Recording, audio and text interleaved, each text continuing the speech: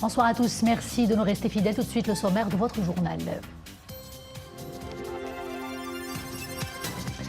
Aux directives de Sa Majesté le Roi, la dynamique de reconstruction des zones touchées se poursuit et s'accélère même.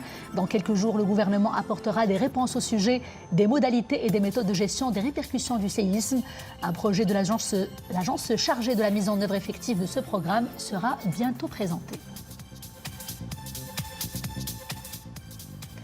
La vie après le séisme retrouve ses couleurs dans les zones sinistrées. Les activités quotidiennes ont repris leurs droits. Le tourisme se maintient contre vents et marées. Nous suivrons un reportage à Imlil et à Azilal où des dizaines de randonneurs s'adonnent à leur passion avec grande joie. Le retour à la normale se manifeste aussi par la reprise des cours pour les élèves issus des localités sinistrées. Si certains ont été placés dans des établissements provisoires en attendant la reconstruction de leurs écoles, d'autres ont été transférés à Marrakech. Nous suivrons un reportage à Wilgen.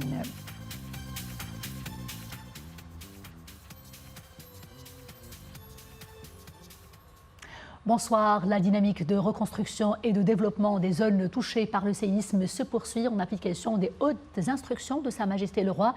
Dans les prochains jours, le gouvernement apportera des réponses au sujet des modalités et des méthodes de gestion des répercussions du séisme, notamment par la présentation du projet de l'agence compétente pour assurer la mise en œuvre effective de ce programme. La déclaration émane du chef du gouvernement.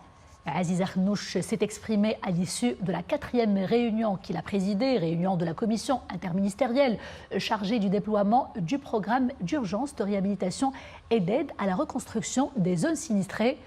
Après avoir noté que l'opération de reconstruction débutera dans les plus brefs délais, Aziz Arnouch a également relevé que le gouvernement s'attelle à accélérer la préparation des programmes de développement de la région. Une série de réunions aura d'ailleurs lieu au cours des prochains jours afin d'achever l'élaboration de tous les concepts liés au projet de développement en question, précise le chef du gouvernement Aziz Arnouch.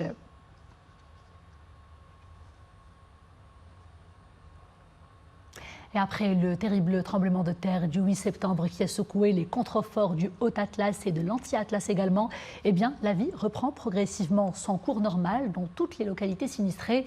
Les enfants ont repris le chemin de l'école dans les classes provisoires et d'autres ont été transférés à Marrakech. Les échoppes, les commerces ont rouvert, les souks hebdomadaires ont aussi retrouvé leur animation d'avant-séisme et les habitants tentent de s'y faire avec foi, courage et résilience. À Imlil et à Azilal, les touristes étrangers, principalement des randonneurs, se consacrent à leur passion avec grande joie et partagent des repas en toute convivialité avec les populations locales. Ahmed Alaoui, Leila Hasli, Ahmed Hamri, Hassan Mandour, avec un récit d'Iman Ablou. À Imlil, ce charmant petit village perché en montagne, la vie s'anime et reprend des couleurs. Les échoppes, gargotes et autres commerces retrouvent leur clientèle, dont des visiteurs venus de partout. La beauté de la région, sa douceur de vivre et sa quiétude sont autant d'attraits qui continuent à doper l'activité touristique au lendemain du violent séisme. Je trouve que la vie a repris très rapidement et que les gens ils ont fait un travail extraordinaire. Il y a des tentes mises rapidement en place. Enfin, on voit que les gens sont quand même pris en charge. J'en souhaite bon courage, mais en tout cas, moi je suis content d'être là et de visiter. C'est avec plaisir de poursuivre mon séjour ici. Nous avons planifié de passer quelques jours au Maroc. Après Imli, nous prenons la direction de Fès. Ensuite, ce sera Marrakech. Au total, ce sont 10 jours que nous allons passer dans ce beau pays. L'escalade du mont Toubkal était juste splendide. Mais mêlant de bien-être dans la province d'Azilal. Ici, les randonnées grandeur nature font le bonheur de ce groupe de touristes venus tout droit de la République tchèque. Les montagnes imposantes qui font la renommée de toute la région ont de quoi impressionner. Le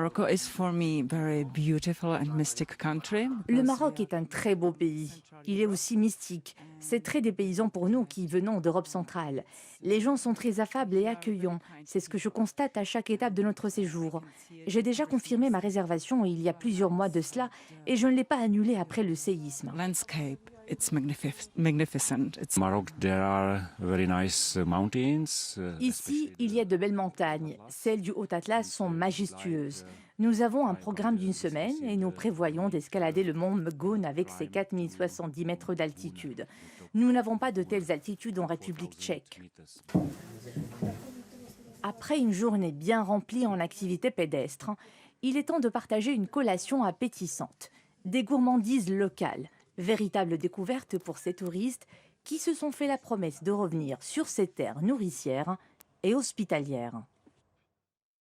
Et pour parler de l'après-séisme et de la reconstruction d'El Haouz, nous avons le plaisir d'accueillir sur le plateau Fouad El Aroui, écrivain, économiste, éditorialiste et professeur aussi à l'université Mohamed VI Polytechnique de Ben Gurir. Fouad El Aroui, bonsoir. Bonsoir.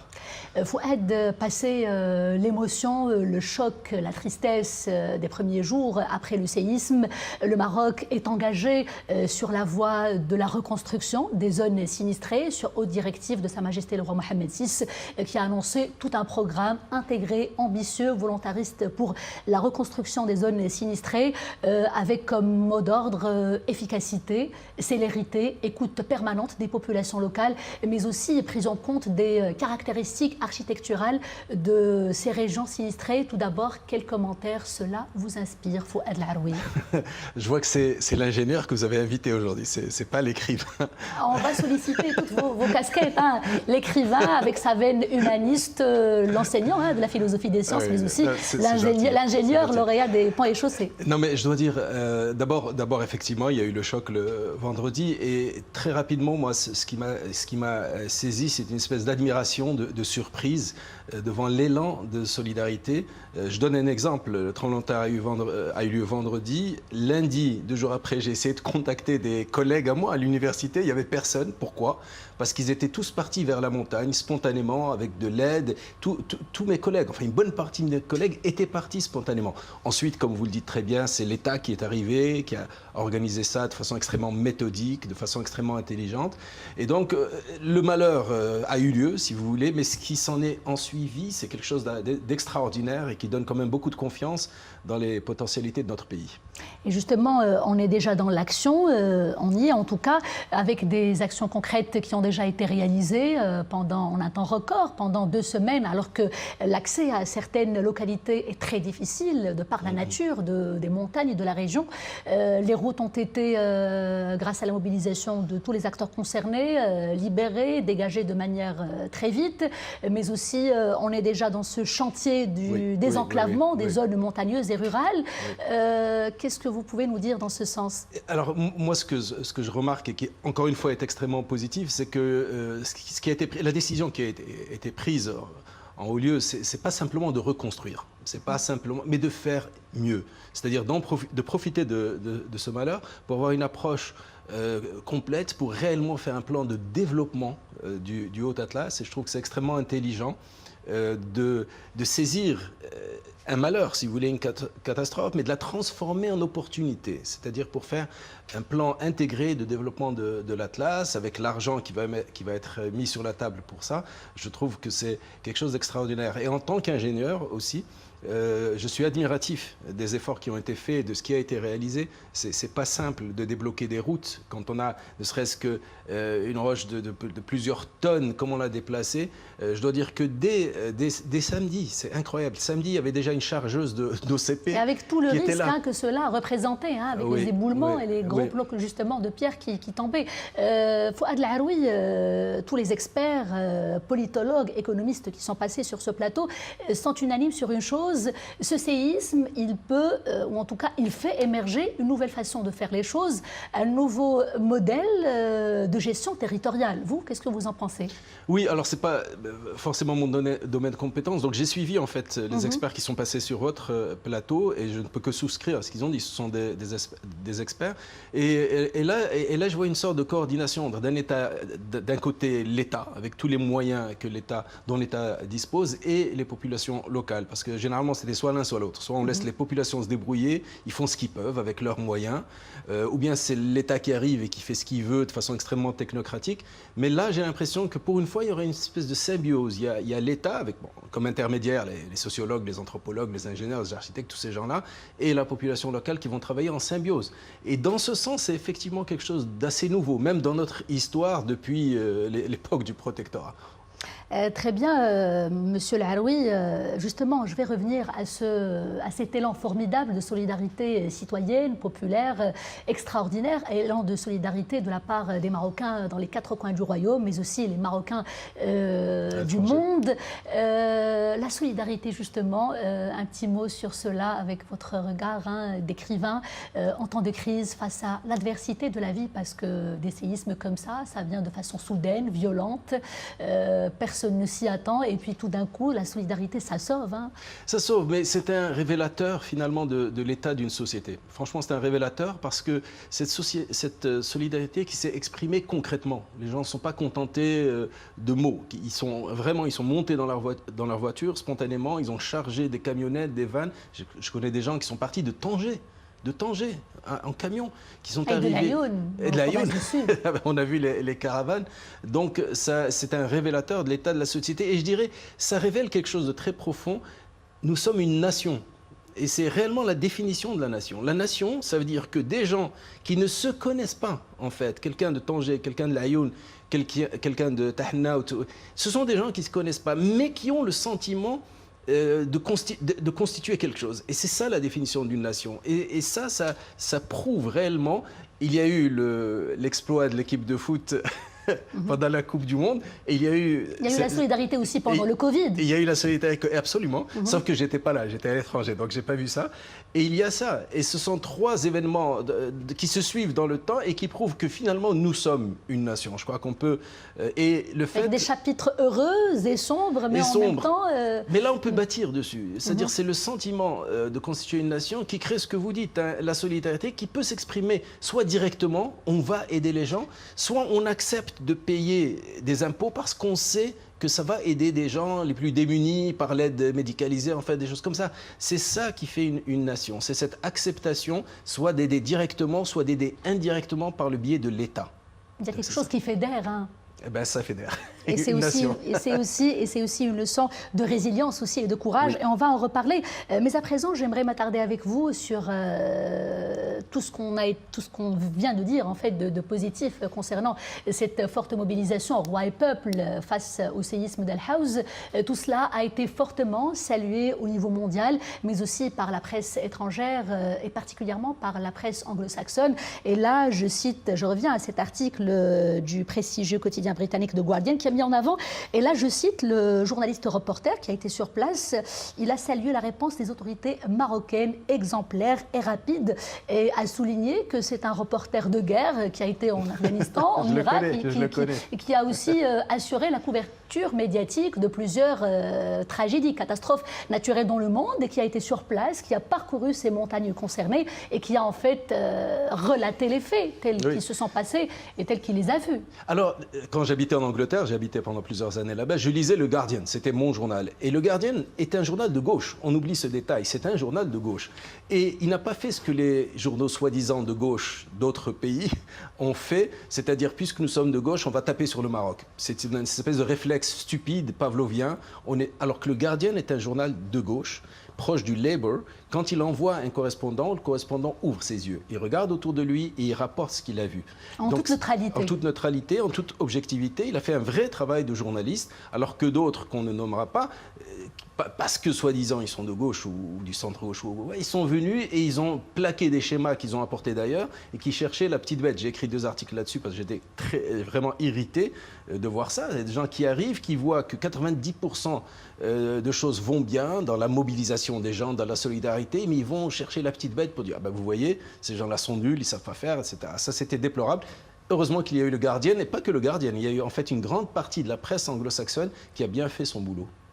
Très bien, on va parler cette fois-ci des leçons en fait que l'on peut tirer des catastrophes naturelles de manière générale qui, comme je l'ai dit tout à l'heure, ça vient dont on ne peut pas prédire l'arrivée, la venue.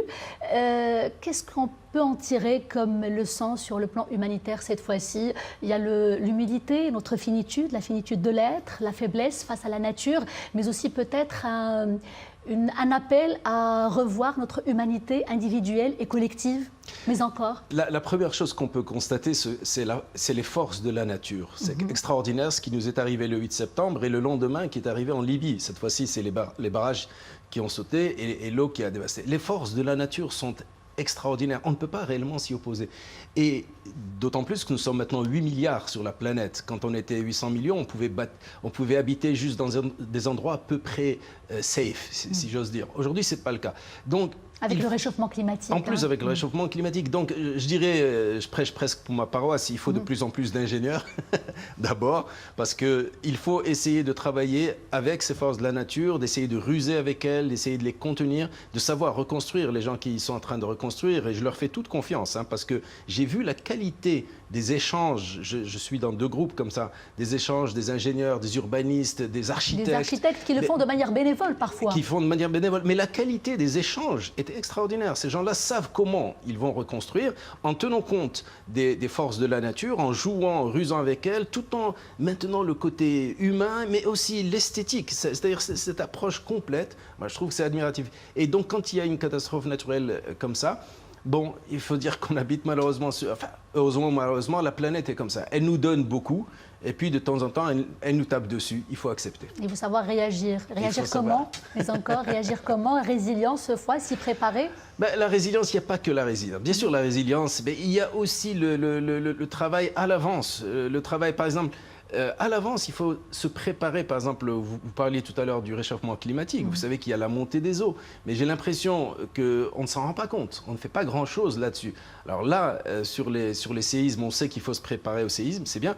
Mais moi, je voudrais quand même lancer un appel. Commençons aussi un fonds, peut-être avec Indirab aujourd'hui, mais en espérant sur les effets du réchauffement climatique. Quand on voit la carte de la CIA, ou je ne sais plus trop quelle agence américaine, qui a montré une carte de 2050 où la moitié des plages marocaines, Jean Moulay Bousselham, etc., auront disparu, parce que je me dis quand même, il serait temps de penser à ça aussi. Donc, une des leçons, c'est... Mais ce ne sont pas des études auxquelles on peut se fier complètement. Je veux dire, une des leçons... La solidarité est toujours la bienvenue. Une des leçons de ces catastrophes, c'est il faut agir avant. Il ne faut pas attendre la catastrophe. Donc, c'est dans l'anticipation. Il faut anticiper. Merci Fouad Laharoui pour cet éclairage. Malheureusement, nous n'avons plus beaucoup de temps pour pouvoir passer tous les sujets. Je rappelle que vous êtes professeur à l'université Mohamed VI Polytechnique de Ben Guerir, économiste, écrivain, mais également éditorialiste. Merci beaucoup. Merci à vous.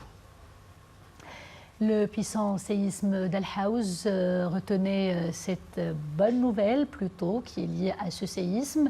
Par rapport cette fois-ci au secteur hydrique, aucun dégât n'a été enregistré au niveau des barrages gérés par l'agence du bassin hydraulique de Omar Bey. C'est le résultat du diagnostic complet de l'ensemble du patrimoine mis à sa disposition pour évaluer les dégâts et engager, si nécessaire, des actions réparatrices. L'auscultation et le diagnostic ont concerné l'inspection du génie civil et les essais des équipements hydromécaniques, électromécaniques également. Tout a été réalisé conformément aux normes et aux procédures du Comité international des grands barrages.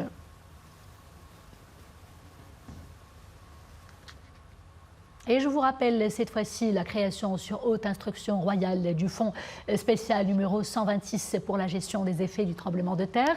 Les dons peuvent se faire auprès des agences des banques commerciales par virement bancaire ordinaire ou alors instantané, par versement en espèces ou par chèque sur le RIB qui s'affiche à l'instant même sur votre petit écran. Et pour les virements à partir de l'étranger, eh bien, ils seront émis à l'IBAN du bénéficiaire qui s'affiche aussi sur votre petit écran à l'instant même.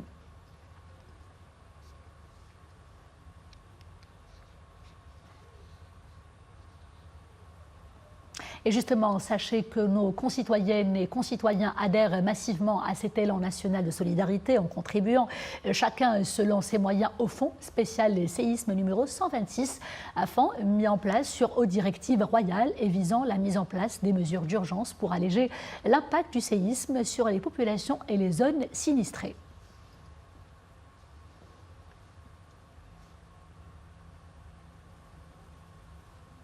Et sachez que les cours ont repris pour les enfants des zones touchées par le séisme.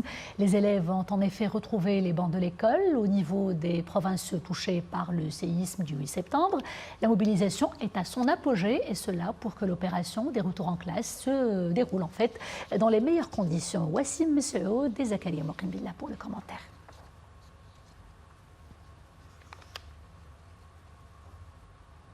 Les jours d'arrêt dus au séisme, les cours reprennent de nouveau. Présents en nombre, élèves et cadres pédagogiques poursuivent les programmes scolaires. Une mission délicate pour laquelle tous les intervenants se sont fortement mobilisés. Nous nous focalisons particulièrement sur le moral des élèves et le nôtre aussi, et ce afin de pouvoir faire face. Le mot d'ordre est le soutien. Je lève le doigt et je participe. Le staff pédagogique tente d'être au plus près des élèves, à leur écoute. En plus de leur rôle éducatif, les enseignants animent les cours d'une façon ludique afin d'accompagner les élèves et de leur faire oublier un tant soit peu le drame du séisme. La plupart des élèves avaient une appréhension de regagner les salles de classe à cause de la terrible épreuve qu'ils ont endurée. Mais grâce au soutien psychologique et aux cellules d'écoute, les choses reprennent leur cours normal. Comme les autres établissements scolaires de la province d'El Haouz, qui n'ont pas subi de grands dégâts, l'école de Wirgan accueille de nouveau ses élèves. Une reprise progressive, en attendant que tout rentre dans l'ordre et que les habitants retrouvent pleinement le cours normal de leur vie. Et en écho au mouvement extraordinaire de solidarité nationale lancé après le séisme du 8 septembre, l'ONMT, l'Office national marocain du tourisme, a lancé une grande campagne nationale de communication baptisée Ntlaqaw Marrakech. L'opération invite nos concitoyens à se retrouver à la cité Ocre à l'occasion de Eid el-Mawlid Nabawi Sharif et pour les prochaines vacances scolaires d'octobre. Cette campagne inédite de promotion du tourisme domestique vise à perpétuer le mouvement de solidarité des Marocains et des Marocaines en les incitant à se déplacer à Marrakech et à partager un moment de convivialité et de partage avec les Marrakechis pendant cette période particulière. C'est la fin de ce journal. Merci d'avoir été des nôtres. Je vous dis à demain, toujours avec grand plaisir. D'ici là, portez-vous bien.